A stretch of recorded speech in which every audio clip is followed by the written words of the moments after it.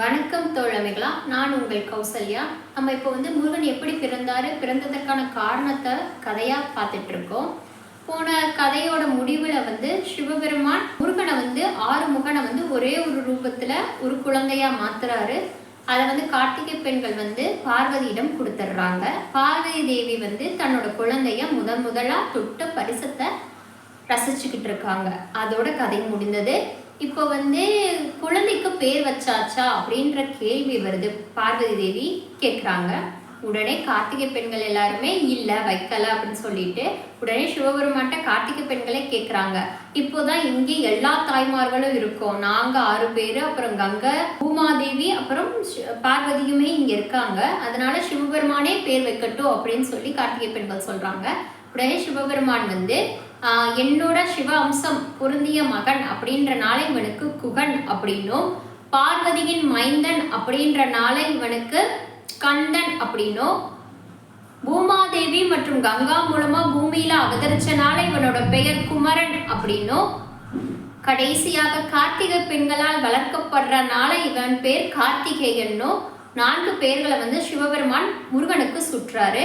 இப்போ அந்த 6 குழந்தையும் ஒரு குழந்தையா மாறிடுச்சு. பார்வதி தேவி கையில இருக்கு. அந்த பக்கம் அரக்கான் பக்கம் என்ன நடக்குது அப்படின்னா, அந்த குழந்தை காப்பாத்திட்டாங்க. இப்போ அந்த குழந்தை என்னை அழிச்சிரும், எப்படியா இருந்தாலும் என்னோட அழிவு ஆரம்பமாயிடுமோ அப்படின்ற பயத்துல சூரன் இருக்கான். இருக்கும்போது சூரனோட 3 மகன்களும் என்ன சொல்றாங்க அப்படின்னா, அது கண்டிப்பா நடக்காது அப்படின்னு சொல்றாங்க. இல்ல மகன்களா, நீங்க எல்லாரும் போருக்கு தயாராங்க, நம்ம அந்த குழந்தைக்கு அழிக்கிறதுக்காக போயிடுவோம் அப்படின்னு சொல்றாரு சூரன்.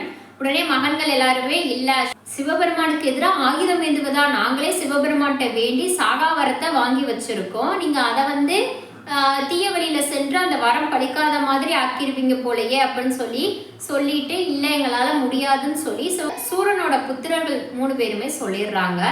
சூரன் ரொம்ப கோபமா இருக்கான். இப்போ அந்த குழந்தை என்னை அழிச்சிருமா, அப்ப நான் அழிய போறேனா அப்படின்ற கேள்வி கேட்கிறான். உடனே சூரனோட மகன்கள் 3 பேரும் என்ன சொல்றாங்க அப்படின்னா, அந்த குழந்தை உங்களை அழிக்கிறதுக்கான வாய்ப்பே இல்லை, ஏன்னா அது 6 குழந்தைகள், சிவபுத்திரன் ஒருத்தன் தான் உங்களை அழிப்பான் அப்படின்னு சிவன் வரம் கொடுத்தாரே தவிர்த்து 6 புத்திரர்கள் உங்களை வதம் செய்வாங்க அப்படின்னு சொல்லவே இல்லை. நீங்க கர்ப்பப்பையில உருவாகாத ஒரு குழந்தை மூலமா தான் சாகணும் அப்படின்ற வரத்தை வாங்கினீங்களே தவிர்த்து 6 குழந்தைகள் அப்படின்னு பன்மையில வாங்கல. அப்போ இந்த குழந்தை உங்களை அழிக்காத சிவபுத்திரன் இவன் உங்களை அழிக்க மாட்டான் அப்படின்னு சொல்றாங்க. உடனே சூரனுக்கு ஒரே மகிழ்ச்சி ஆயிடுது. ஆமால 6 குழந்தைகள் எப்படி என்னை அழிக்க முடியும், ஒரு குழந்தை தானே சொன்னாங்க அப்படின்னு ரொம்ப சந்தோஷத்துல அவன் நிம்மதியா சந்தோஷத்தை வெளிப்படுத்திக்கிட்டு இருக்கான். அங்க குழந்தை 6 குழந்தை ஒரு குழந்தையாக மாறிடுச்சு, அதுக்கு பேரு வச்சாச்சு அப்படின்றத அசுர தேவர் சொல்றாரு. 6 குழந்தைகள் இருந்தது, அது ஒரு குழந்தையா மாறிடுச்சு, அதுக்கு குமரன், கந்தன், குகன், கார்த்திகேயன்னு பேர் சூட்டியிருக்காங்க அப்படின்னு அசுரகுரு சொல்றாரு. இப்பதான் சூரனுக்கு பயம் ஆரம்பிக்குது. திருப்பியும் வேகமும் அடுத்த 2 உலகங்களை நம்ம உருவாக்கி ஆகணும் அப்படின்னு மகன்களிடம் சொல்றான். இந்த பக்கம் நடந்துட்டு இருக்கும்போது அங்கிட்டு கங்கை தேவி போய் பார்வதியிட்ட மன்னிப்பு கேட்குறாங்க. நான் சூரனிடம் உன் குழந்தைய காப்பாற்றணுன்றதுக்காக சிறிது நேரம் அவனுக்கு தாய், நான் தான் அவனோட தாயின்ற மாதிரி நினைச்சு தாயினே சொல்லிட்டேன் அப்படின்னு சொல்றாங்க. உடனே பார்வதி தேவி மன்னிப்பு கேட்ட கங்காதேவிட்ட சொல்றாங்க, அக்கா நீங்க தான் என்னை மன்னிக்கணும், நான் உங்களுக்கு சாபமே கொடுத்துருக்கேன், அதை எப்படி எடுக்கிறதுன்றது எனக்கு தெரியலையே அப்படின்னு சொல்லி நிற்கும் போது உடனே சிவன் பார்வதி தேவி எல்லாருக்கும் கொடுத்த சாபங்களை விமோச்சனம் கொடுக்குற மாதிரி பலன்களை கொடுக்குறாரு. முதல்ல என்ன சாபம் கொடுத்தாங்க அப்படின்னா, அதாவது அக்னி பகவான் தான் குழந்தைய கடத்திட்டு போறாருன்னு நினைச்சு அக்னி தேவருக்கு தான் சாபம் கொடுக்குறாங்க. உன்னிடம் பட்ட அனைத்து பொருட்களும் பஸ்பம் ஆகும்னு.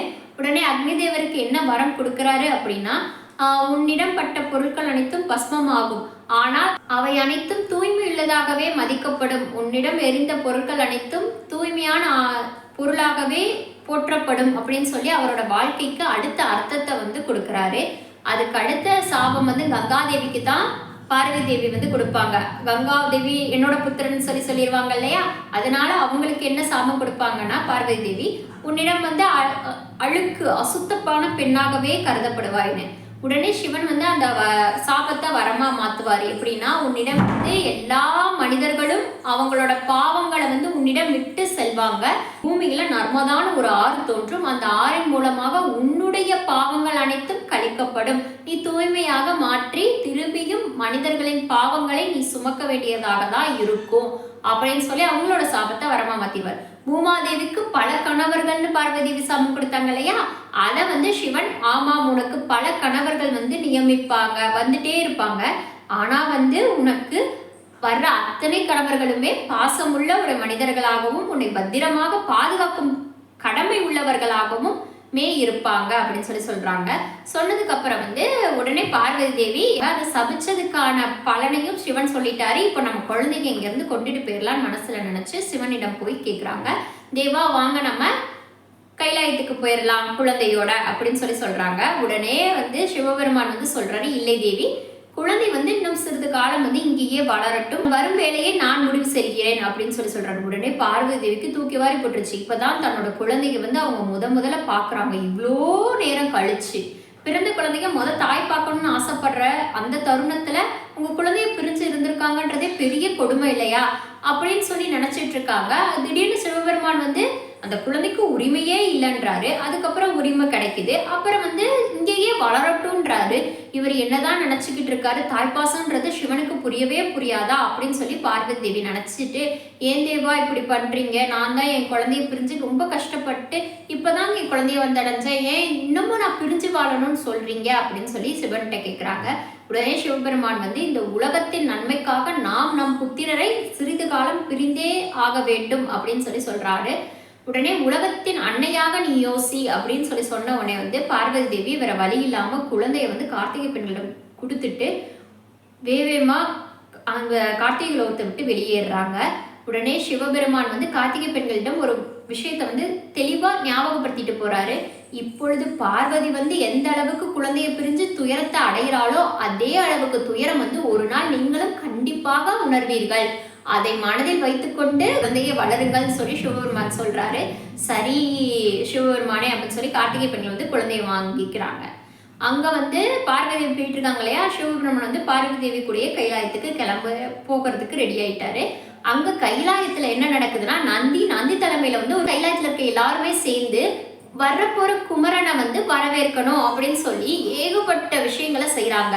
மாலைகள், தோரணங்கள், நிறைய பழங்களை கொண்டு வந்து வைக்கிறாங்க. நந்திதேவர் வந்து எதுக்கு இவ்வளோ பழங்கள் அப்படின்னு சொல்லி கேட்கும் போது அவங்க எல்லாரும் சொல்றாங்க, குழந்தை சாப்பிடணும்ல அதுக்கு தான் அப்படின்னு சொல்றாங்க. ஆனா வந்து நந்திதேவர் சொல்றாரு, அதுவே பச்சிளம் குழந்தை, அதை பழங்கள்லாம் சாப்பிடாது, நீங்க வந்து போய் பாலை எடுத்துட்டு வாங்க, பாலை வந்து கொண்டு வந்து வைங்க அப்படின்னு சொல்லிட்டு குமரனை வரவேற்கிறதுல எந்தவித குறையும் நம்ம வச்சு விடக்கூடாது, குமரன் வந்து நம்ம வரவேற்கிறதுலயே மகிழ்ச்சி அடைஞ்சிடணும் அப்படின்னு நந்திதேவர் வந்து அவரோட தலைமையில உள்ள இந்த குழு கிட்ட சொல்றாரு. உடனே எல்லாரும் தடபுடலா ஏற்பாடு பண்ணிட்டு இருக்காங்க. இந்த தகவல் வந்து அவங்களுக்கு போய் சேரல, குமரன் வரலன்ற தகவல். அதனால ஏற்பாடு பண்ணிட்டு இருக்காங்க. முதல்ல பார்வதி தேவியும் சிவபெருமானும் சேர்ந்து வர்றாங்க. வந்ததை பார்த்த உடனே நந்திதேவருக்கு ஒரே சந்தோஷமாயிருச்சு. குமரன் வரானா, எங்க குழந்தைங்கன்னு சொல்லி நந்திதேவர் கேட்கிறாரு. பின்னாடி பல்லக்கில் வரானா, நான் போய் குழந்தைய கூட்டிட்டு வரேனே அப்படின்னு சொல்லிட்டு அவர் பின்னாடி போய் பாக்குறாரு. அதுக்கு முன்னாடியே பார்வதி தேவி நந்திய வந்து நீல் நந்தி அப்படின்னு சொல்லிட்டு குழந்தை எம்மோடு வரவில்லை அப்படின்னு சொல்றாங்க. ஏன் தேவின்னு சொல்லி கேட்கிறாரு. கேட்டா தேவி அழுது கொண்டே பார்வதி தேவி உள்ள போயிடுறாங்க. உடனே சிவபெருமானிடமே கேள் அப்படின்னு சொல்லிட்டு போறாங்க. போகும்போது அவனே சிவபெருமான்கிட்ட, ஏன் தேவா குழந்தைய கூட்டிட்டு வரலையா, நீங்க ஏன் குழந்தைய கூட்டிட்டு வரல அப்படின்னு சொல்லி கேட்கும்போது, இன்னும் சிறிது காலம் வந்து அவன் அங்கேயே இருக்கணும், இங்க வர்றதுக்கான நேரம் இது இல்லைன்னு சொல்லி சிவபெருமான் சொல்லிடுறாரு. சொன்ன உடனே வந்து இவங்க எல்லாருமே இப்பதான் நமக்கு நல்ல விஷயம் நடக்குது, கைலாயத்துக்கு நல்ல நல்ல விஷயங்கள் நடக்குது, குழந்தை வரப்போகுதுன்னு சந்தோஷமா இருந்தோம், ஆனா குழந்தையும் வரலையா அப்படின்னு சொல்லி நந்திதேவர் வந்து கொஞ்சம் வருத்தம் அடைகிறாரு. அங்க உள்ள எல்லாருமே சோகமாயிடுறாங்க. ஆனா வந்து யார் வந்து பூமாதேவி வந்து சிவபெருமான்ட்ட என்ன சொல்றாங்க அப்படின்னா, தேவா ஒரு குழந்தைய பிரிஞ்சு இருக்கிற துயரத்தை வந்து பார்வதி தேவி அனுபவிக்கிறாங்க. பூமியில ஒரு சின்ன புழு பூச்சி அதுகளுக்கு ஏதாவது ஒண்ணுனாலும் அதோட தாயா இருந்து என்னால அதை தாங்க முடியாது. ஒரு குழந்தைய பிரிந்தே வாழணும்ன்ற துயரத்தை அவங்க அனுபவிக்கிறாங்க, அவங்களாலதான் தேற்ற முடியும் அப்படின்னு சொல்லிட்டு சிவபெருமான்ட்ட சொல்றாங்க. உடனே நான் பார்த்து கொள்கிறேன் தேவின்னு சொல்லி சொல்றாரு. உடனே பார்வதி தேவியிடம் சிவபெருமான் போறாரு. போய் பார்வதி தேவி கிட்ட கேட்குறாரு, ஏன் இப்படி இருக்கு அப்படின்ற மாதிரி கேட்குறாரு. உடனே தேவி என்ன சொல்றாங்க அப்படின்னா, நான் என் குழந்தைய பிரிந்து வாழ்ற அந்த துன்பம் துயரம் உங்களுக்கு புரியவே போறது இல்லை தேவா அப்படின்னு சொல்றாங்க. நானும் தான் என்னுடைய குழந்தையை பிரிந்து வாழ வேண்டியது இருக்கு உலக நன்மைக்காக அப்படின்னு சொல்றாரு. உடனே ஆனால் நான் தாயாயிற்றே அப்படின்னு கேட்குறாங்க. அதுக்கு சிவபெருமான்கிட்ட எந்த பதிலும் இல்லை. உடனே தன்னோட கையில இருந்து திருநீரை எடுத்து கொடுக்குறாரு. இதை நீ குழந்தையாக பாவித்து நீ குழந்தையாக வைத்துக்கொள் அப்படின்னு சொல்றாரு. இதை வைத்து நான் என்ன செய்வது தேவா, என் குழந்தை இல்லையே இந்த திருநீர் அப்படின்னு கேட்குறாங்க.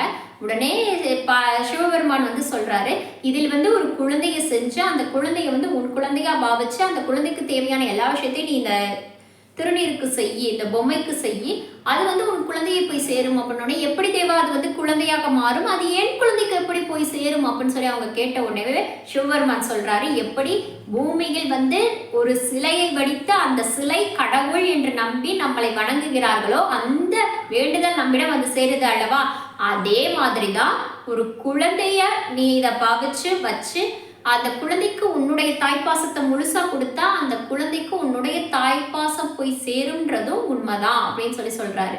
சொன்ன உடனே அவங்க அந்த திருநீரை வச்சு ஒரு குழந்தையா செஞ்சிடுறாங்க. அந்த குழந்தைக்கு தன்னோட தாய்ப்பாசத்தை பூரா கொடுத்து வளர்க்குறாங்க, கொடுக்க ஆரம்பிக்கும் போது அங்கிட்டு கார்த்திகை பெண்கள் குழந்தைய உறங்க வைக்கிறதும் சோறு ஊற்றுறதும் பால் ஊற்றுறதும் குழந்தையோட விளையாடுவதும் அப்படின்னு காலங்கள் ஓடிக்கிட்டே இருக்கு. குழந்தை தவழ ஆரம்பிச்சுட்டான், நடக்க ஆரம்பிச்சுட்டான், ஓடுறான் அப்படின்ற நிலைமையில காலங்கள் ஓடுது. இங்க பார்வதி தேவி அதே அளவு கை குழந்தையே வச்சு அதுகிட்ட தன்னோட பாசத்தை சொல்லிக்கிட்டே இருக்காங்க. எப்போ குமரா என்னை பார்க்க வரப்போற, எப்போ முருகா என்னை தேடி வருவ அப்படின்னு கேட்டுக்கிட்டே இருக்காங்க. கந்தா வந்துருவியாயா அப்படின்று அவங்க தாய்ப்பாசத்தை அதுல காமிச்சுக்கிட்டே இருக்காங்க. நான் உனக்கு இப்படிலாம் செய்வேன் அப்படிலாம் செய்வேன்னு அந்த குழந்தைகிட்ட சொல்லி பேசிக்கிட்டே இருக்காங்க. எல்லா நேரமும் அந்த குழந்தைய தூக்கிக்கிட்டே எல்லா இடத்துக்கும் போய் அந்த குழந்தைகிட்ட பேசிக்கிட்டே இருக்காங்க. குழந்தைக்கு தாய்ப்பாசம் கிடைக்கும் அப்படின்றத நம்பி அங்க கார்த்திகை பெண்கள் குழந்தைய நல்லபடியா வளர்த்துட்டாங்க. குழந்தை ஓடி ஆடி ஒரு புலியை துரத்திக்கிட்டு போறான். துரத்திக்கிட்டு ஏன் போறான் அப்படின்னு பார்த்தோம்னா, அங்க அந்த புலி மானை துரத்திக்கிட்டு போகுது. அதனாலதான் குமரன் புலியை துரத்திட்டு போறான். ரொம்ப சுட்டி குழந்தையாவே குமரன் வளர்றான் கார்த்திகை பெண்கள் மூலமா. புளியை துரத்திட்டு போறான். அந்நியான கார்த்திகை பெண்கள் சோறு ஊட்டுறதுக்காக வந்துடுறாங்க. என்னால சாப்பிட முடியாதுன்னு சொல்றான். ஏன் குமரா, ஏன் முருகா, ஏன் கந்தா அப்படின்னு ஒரு ஆள் ஒரு பேர்ல கூப்பிடுறாங்க. உடனே என்ன கார்த்திகைன்னு கூப்பிடுங்க அப்படின்னு சொல்றான். உடனே எல்லாரும் சேர்ந்து கார்த்திகேயா அப்படின்னு ஒரு தடவை கூப்பிடுறாங்க. நீங்கள் தாய்மார்கள் அனைவரும் என்னை துரத்தி யார் பிடிக்கிறார்களோ பிடித்தால் நான் உணவு உண்பேன், இல்லைன்னா உண மாட்டேன் அப்படின்னு சொல்லிடுறான். உடனே தாய்மார்கள் எல்லாருமே ஓட ஆரம்பிக்கிறாங்க. முருகன் வேகமா ஓடுறாரு. ஓடி அந்த குழந்தைய இவங்களால பிடிக்கவே முடியல. உடனே ஒரு தாயும் ஒரு கல்லுக்கு பக்கத்துல போய் உட்கார்றாங்க. உட்கார்ந்து அழுக ஆரம்பிக்கிறாங்க. உடனே முருகனுக்கு என்ன செய்யறதுனே தெரியல. தன்னோட தாய்மார்கள் 6 பேருமே அழுறாங்களே அப்படின்னு சொல்லிட்டு உடனே தாய் கிட்ட ஏன் தாய் அழுகுறீங்க, ஏன் நீங்க 6 பேரும் அழுகுறீங்க, அழுகாதீங்கன்னு சொல்றாரு.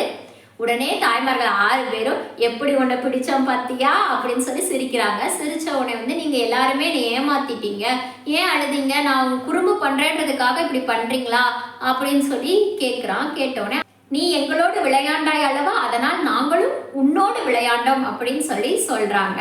சொன்ன உடனே இவர் சரின்னு சொல்லி சாப்பிட்றதுக்கு ரெடி ஆகுறாரு. அந்நியாரம் கைலாயத்துல இருந்து ஆள்கள் வர்றாங்க அப்படின்ற தகவல் கார்த்திகை பெண்களுக்கு வருது. அந்த ஆட்கள் யார் யார வர்றாங்கன்னா, உடனே பார்வதி தேவியிடம் சிவபெருமான் போய் சொல்றாரு, நம்ம இப்போ போய் குழந்தைய கூட்டிட்டு வந்துடலாம், குழந்தை குமரன் இங்க வர நேரம் ஆயிடுச்சு, இங்க வந்தாகணும் அப்படின்னு சொல்றாரு.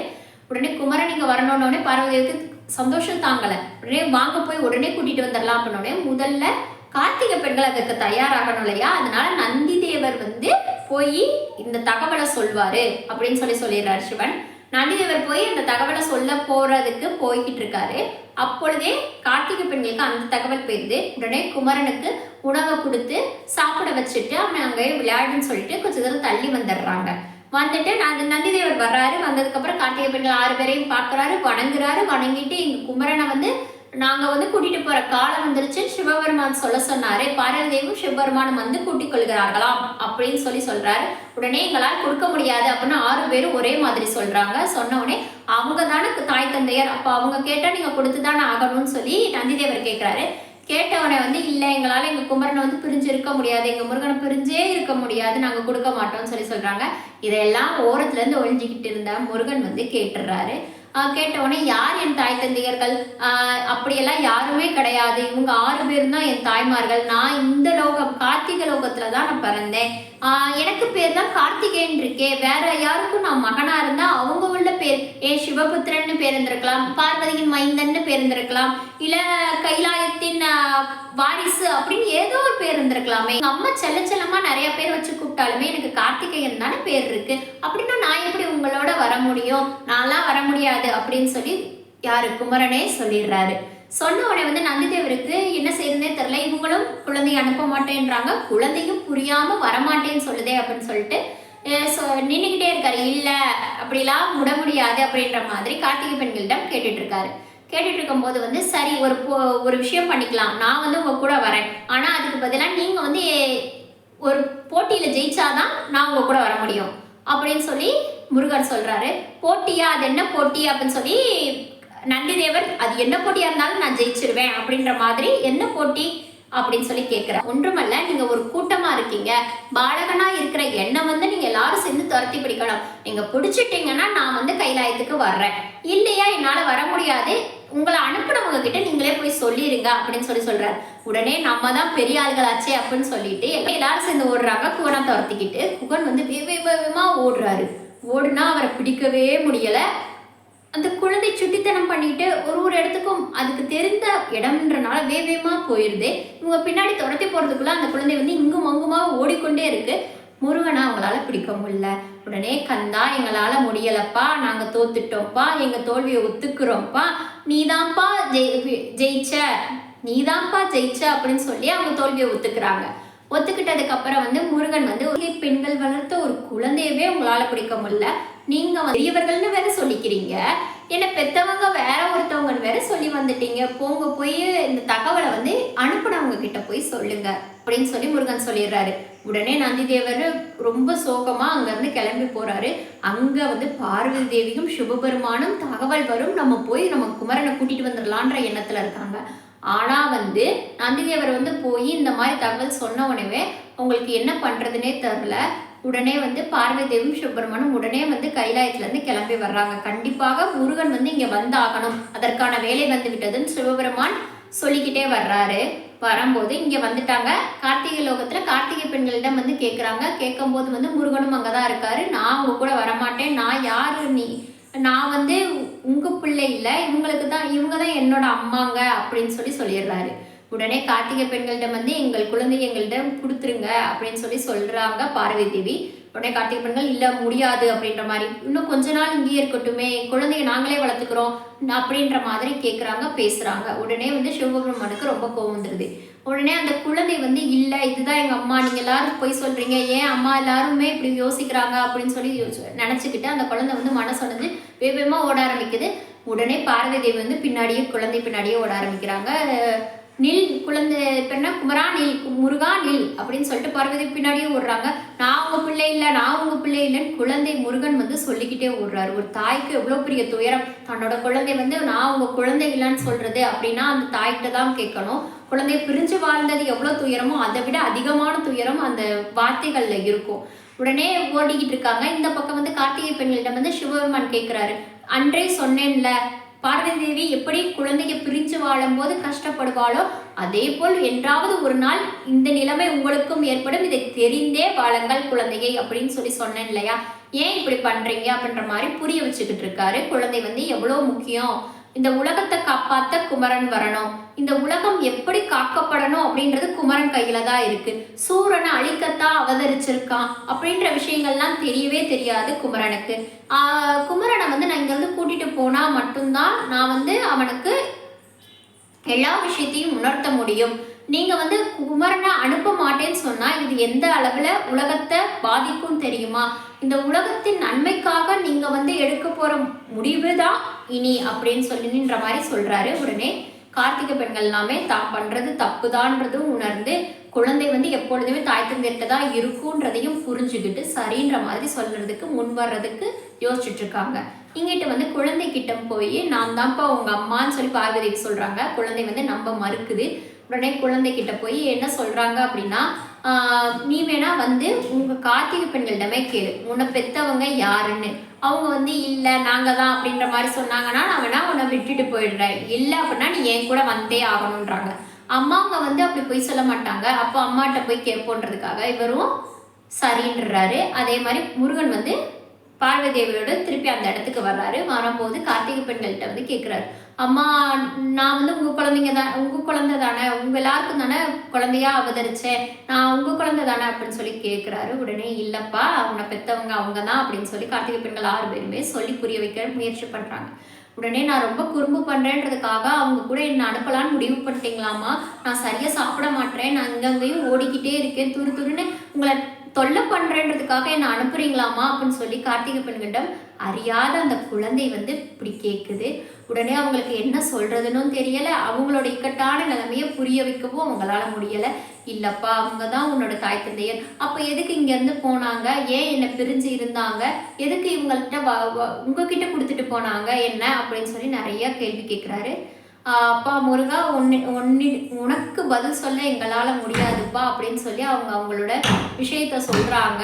நீ வந்து அவங்க கூட போயாகணுன்றது தான் விதி, நீ அவங்க கூட கிளம்பி போப்பா அப்படின்னு சொன்ன உடனே இவருக்கு மனசு உடைஞ்சு போயிடுது. அவங்க தான் தன்னோட அம்மா அப்பான்றதை ஏத்துக்கவும் முழுசா முடியாம வளர்த்தை இவங்களை விட்டுட்டு போற மனநிலைமையும் இல்லாம அவர் மனசு உடைஞ்சு போறாரு. அந்த குழந்தை என்ன தெரியும், அந்த குழந்தைக்கு பிஞ்சு குழந்தை இல்லையா, அது போ அப்படின்னு சொன்னா இவங்க தான் அம்மா அப்பா, இவங்க கூட போன்னு சொன்னா நம்ம குழந்தை எப்படி போகும் அப்படின்னு சொல்லி யோசிச்சுக்கிட்டு கார்த்திகை பெண்களும் மனசு ரொம்ப உடஞ்சு போய் வருத்தப்படுறாங்க. அங்கிட்ட அந்த குழந்தை வந்து நடந்து அவங்க கூட போக ஆரம்பிக்குது. அந்நியாரும் திரும்பி பார்த்துக்கிட்டே போகுது கார்த்திகை பெண்களை. அவங்களுக்கு என்ன சொல்றதுன்னு தெரில.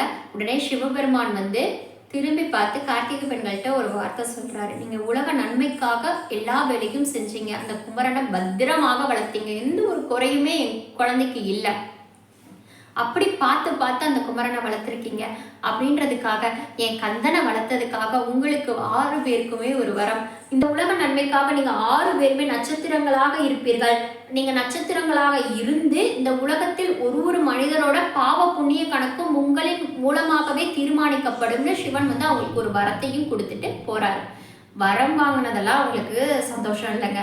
அந்த குழந்தை முருகனை பிரிகிறோம் இல்லையா, அந்த குமரனை ஓடியாடி விளையாண்ட அந்த இடத்துல இருந்து அவனை பிரிகிறோம் இல்லையா, அந்த துயரம் தாங்காம அந்த 6 தாய்களுமே கண்ணீரோட நிற்கிறாங்க.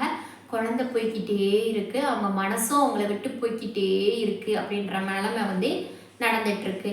இங்கிட்டு குழந்தைய கூட்டிட்டு அவங்க வந்து நேராக கைலாயத்துக்கு போகாம கீழே இருக்க ஒரு முனிவர் கிட்ட கூட்டிட்டு போறாங்க. முனிவர் வந்து சிவனுக்கும் பார்வதிக்கும் நிறைய விஷயங்களை சொல்லிக்கிட்டு இருக்காரு.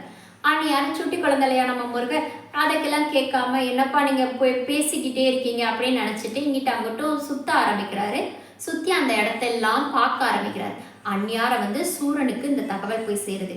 அதாவது கார்த்திகை லோகத்துல இருந்து குழந்தையை அழிக்கிறதுக்காக சூரன் வந்து முடிவு பண்றான். எப்படி முடிவு பண்றான் அப்படின்னா, 3 உலகங்களும் உருவாயிருச்சு. திரிபுலான்ற 3 உலகங்களும் உருவாயிருச்சு.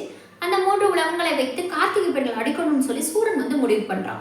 அப்ப கார்த்திகை லோகத்துக்கு போகணும், இந்த 3 உலகத்தை வைத்து அந்த குமரனை அழிக்கணும் அப்படின்னு முடிவு பண்ணிட்டான். கார்த்திகை லோகத்துக்கு படையெடுத்து போவோம் அப்படின்னு சொல்லிட்டு இருக்கும் போதே மகன்கள் 3 பேருமே குழந்தை வந்து அங்க இல்ல, சிவபெருமான் வந்து திருப்பி கூட்டிட்டு போயிட்டாரு அப்படின்னு சொல்லி சொல்றாங்க இந்த தகவலை. அப்பொழுது ஒரு பிரச்சனையும் கிடையாது, நேரா சிவனிடமே போய் போர் பண்ணி அந்த குழந்தைய கொன்று சிவனையும் பார்வதியையும் தாய் தந்தையரையும் கொன்றுட்டா என்னோட வேலையே முடிஞ்சிரும், நான் தான் அமரன், நான் அந்த உலகத்தை ஆண்டுக்குவேன் அப்படின்னு சொல்லி யார் சூரன் வந்து சொல்றாரு. சொன்னவனை வந்து சிவனுக்கு எதிராக நாங்கள் எதுவும் செய்ய மாட்டோம், நாங்க அநீதி வழியில செல்லவே மாட்டோம்னு சொல்லி 3 பேருமே சொல்லிடுறாங்க.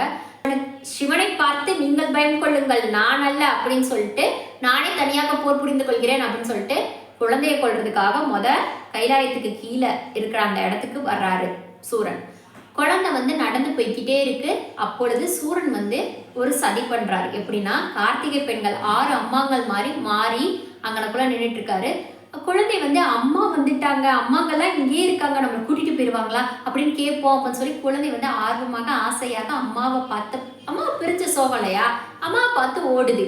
ஓடும்போது திடீர்னு கிட்ட போனதுக்கு அப்புறம் வந்து சூரன் வந்து தன்னோட சுயத்தை காட்டுறான். அசுர சுயத்தை காட்டின உடனே குழந்தை பயந்துருது. குழந்தை பயந்த உடனே மேல இருந்து தேவர்கள் எல்லாரும் பாக்குறாங்க. குழந்தை பயந்து நடுங்கும்போது ஏன்னா அது ஒரு குழந்தை. அசுரனை பார்த்தா எப்படி குழந்தைக்கு பயம் இல்லாம இருக்கும்? கோர முகம், கொல்ல போறானோ அப்படின்ற மாதிரியான தோற்றம், கையில இருக்கிற ஆயுதங்கள் இதெல்லாம் பார்த்து அந்த குழந்தை மிரண்டு போகுது. அதை பார்த்துட்டு தேவர்கள் எல்லாரும் என்ன நினைக்கிறாங்கன்னா, இந்த குழந்தையா நம்மளை காப்பாற்ற போகுது அப்படின்னு சொல்லி பேசி அவங்களும் அந்த பயத்துலதான் இருக்காங்க. உடனே இந்த குழந்தைய கொன்றலாம்னு சொல்லி அந்த அரக்கன் வந்து கிட்ட வர்றான். சூரன் வரும்போது சிவபெருமான் என்ன செய்யறாரு அப்படின்னா, அவரோட நிழல் வந்து தெரிய ஆரம்பிக்குது. சிவன் பின்னாடி நிற்கிறாரு. என்னுடைய குழந்தையை சிவபுத்திரனை அழிக்கும் முயற்சிகளாக ஈடுபடுகிறாய் அப்படின்னு சொல்லி சொல்றாரு. சொன்ன உடனே சூரன் வந்து டக்குன்னு மந்திரத்தை போட்டு மறைஞ்சிடுறான். மறைஞ்சிட்டான்றனால, நீ என்னுடைய குழந்தை, ஒரு சிவபுத்திரனை கை வைக்க முதல் சிவனை தாண்ட வேண்டும் அப்படின்னு சொல்லி, பயம் கொள்ளாதே குமரா, பயம் கொள்ளாதே முருகா, பயம் கொள்ளாதே கந்தா அப்படின்னு 3 தடவை சொல்றாரு. சொன்ன உடனே வந்து என்ன ஆகிட்டு இருக்கு குகனுக்கு அப்படின்னு சொல்லி பார்வதி தேவி ஓடி வர்றாங்க. கந்தனுக்கு ஒன்றும் அல்ல அப்படின்னு சொல்லி சிவபெருமான் சொல்றாரு. சொன்ன உடனே வந்து முருகன்கிட்ட வந்து என்ன ஆயிடுச்சு அப்படின்னு சொல்லி கேட்கும்போது உடனே ஒரு அப்படின்னு சொல்லி குழந்தை வந்து சொல்லுது. இதோட நிறுத்திடுது. சூரன் வந்தான் போயிட்டான் அப்படின்ற மாதிரி சிவபெருமான் 2 வார்த்தைகளை முடிச்சிடுறாரு. அந்த இடத்த முடிச்சதுக்கு அப்புறம் வந்து இந்த மாதிரியான தீய விஷயங்கள் அனைத்தும் என் குழந்தைக்கு வந்து தெரியக்கூடாது. நீங்க வந்து அரக்கணும், அவனை அதாவது சூர சம்ஹாரம் பண்றதுக்கு தான் நீ பிறந்திருக்கணும். இந்த மாதிரி விஷயத்தெல்லாம் என் குழந்தைக்கு ஒரு வயது வரும் வரை தெரியாமலே நான் வளர்ப்பேன், பார்த்துக்குவேன். நீங்க வந்து அதை வந்து எதுவுமே சொல்லக்கூடாது அப்படின்னு சொல்லி பார்வதி வந்து சிவன்கிட்ட சொல்றாங்க. சொன்னோடனே சிவபெருமானும் அப்போதைக்கு சரின்னு சொல்லிடுறாரு. குழந்தைகிட்ட போய் ஒன்றுமில்லை தம்பி, ஒன்றுமில்லப்பா, நான் இருக்கேன், அம்மா இருக்கேன், உன்னை பார்த்துக்கிறேன், அம்மா வந்து மீறி எதுவும் நடக்காது, கவலைப்படாத, பயப்படாதப்பான்னு சொல்லி குழந்தைய தூக்கிக்கிறாங்க. அங்கிருந்து வந்து அவங்க கிளம்பிட்டாங்க. அங்க போய் கைலாயத்துக்கு போய் இறங்குறாங்க. நந்திதேவர் வந்து திருப்பியும் எல்லா விதமும் செஞ்சு வச்சு அவங்கள வரவேற்கிறாரு. கந்தா அப்படின்னு சொல்லி கூப்பிடுறாரு. முருகருக்கு அதெல்லாம் சந்தோஷம் இல்லை. தன்னோட அம்மா அப்பாவை பார்த்ததும் அவருக்கு சந்தோஷம் இல்லை. தன்னோட தன்மையை உணர்றோம் அப்படின்றதும் அவருக்கு சந்தோஷம் இல்லை. தான் பிறந்த இடத்துக்கே திரும்பி வந்திருக்கோம், கைலாயத்துக்கு வந்திருக்கோன்றதும் அவருக்கு சந்தோஷம் இல்லை. அவர் மனசு பூரா சோகத்துல இருந்திருக்கு. தன்னோட தாய்மார்கள் 6 பேரையும் பிரிஞ்சிருக்கோமேன்ற சோகம்தான் அது. ஆனா உலக நன்மைக்காக சில விஷயங்களை சில மாதிரி நடந்துதான் ஆகணும்னு சொல்லி சிவபெருமான் மனசுக்குள்ள நினைக்கிறாரு. நினைச்சதுக்கு அப்புறம் அந்த குழந்தை இங்க அங்கேயும் மெதுவா நடந்து போய்கிட்டு இருக்கு. உடனே சிவபெருமான் ஏன் இப்படி இருக்கு அப்படின்னு சொல்லி குழந்தைகிட்ட போய் கேட்கறதுக்கு முயற்சி பண்ணி கேட்கிறாரு. கேட்டவுடனே குழந்தை வந்து ஒன்றுமே சொல்லாம அமைதியா நிற்குது. உடனே உன்னுடைய பிறப்பின் ரகசியம் உனக்கு தெரியணுமா? உனக்கு நான் சில விஷயங்களை சொல்லிக் கொடுக்க வேண்டியது இருக்கு. சில போர் கலைகளை வந்து நான் உனக்கு கற்றுக் கொடுக்க வேண்டியது இருக்கு. அதெல்லாம் நீ அனுமதிச்சா மட்டுமே என்னால சொல்ல முடியும் அப்படின்னு சொல்லி குமரன்கிட்ட போய் சொல்றாரு. உடனே குமரன் வந்து யோசிச்சுட்டு சொல்லுங்க, என்னோட பிறப்பின் ரகசியம் என்ன அப்படின்னு சொல்லி கேட்கிறாரு. சிவபெருமான் நெற்றிக்கல்ல இருந்து ஒரு ஒளி வந்து நடந்த எல்லா விஷயத்தையும் அவருக்கு முழுசா காட்டுது. அதன் மூலமா அவர் எப்படி பிறந்தாரு அப்படின்ற விஷயத்த வந்து உணர்ந்துக்கிறாரு. பிறப்பின் ரகசியம் என்ன அப்படின்னு சொல்லி கேட்கும்போது நேரம் வரும்போது சொல்கிறேன் அப்படின்னு சொல்லிடுறாரு. சரி, போர்க்கலைகள்லாம் சொல்லித்தரேன், நீங்களே எப்ப சொல்லி தருவீங்க அப்படின்ற மாதிரி அந்த குழந்தை ஆர்வமா கேட்குது. உன்னுடைய அனுமதி இருந்தால் மட்டுமே என்னால் கத்துத்தர இயலும்னு சொல்லி சிவபெருமான் சொல்றாரு. நீங்க சொல்லி கொடுங்க, நான் கத்துக்கிறேன் அப்படின்ற மாதிரி முருகன் வந்து சிரிச்சுக்கிட்டே சொல்லிடுறாரு. சொல்லிட்டதுக்கு அப்புறம் வந்து, அதாவது கடவுளா இருந்தாலுமே தன்னோட குழந்தைக்கு ஒரு விஷயத்த சொல்லி கொடுக்கணும்னா உன்னோட அனுமதி வேணுப்பா அப்படின்னு சொல்லி கேட்குறாங்க. ஆனா நம்ம எல்லாரும் என்ன செய்யறோம் அப்படின்னா, குழந்தைக்கு நம்ம படிக்கணும்னு நினைச்சதையோ நம்மளோட இஷ்டத்தையோ அவங்க மேல திணிச்சு குழந்தைகளோட அனுமதி என்ன, குழந்தைகளோட ஆசை என்னன்றதை கேட்க மறுக்கிறோம். அந்த மாதிரி இல்லாம சிவபெருமான் மாதிரியே குழந்தைகிட்ட பேசி குழந்தைய கேட்க ஆரம்பிச்சோம்னா குழந்தை மொழி நம்மளுக்கு புரியும். ஒரு கடவுளே அவரோட குழந்தை மொழி புரிஞ்சுதான் நம்ம எந்த விஷயத்தையும் கத்துத்தரணும்னு யோசிக்கும் போது நம்மெல்லாம் ஏமாத்துறோம். இதோடு இந்த கதை வந்து முடியுது. அடுத்த பாகத்தை நாளைக்கு பார்க்கலாம். சேனலை மறக்காம சப்ஸ்கிரைப் பண்ணிக்கோங்க. தொடர்ந்து கதைகளை வந்து சொல்ல போறேன். நன்றி.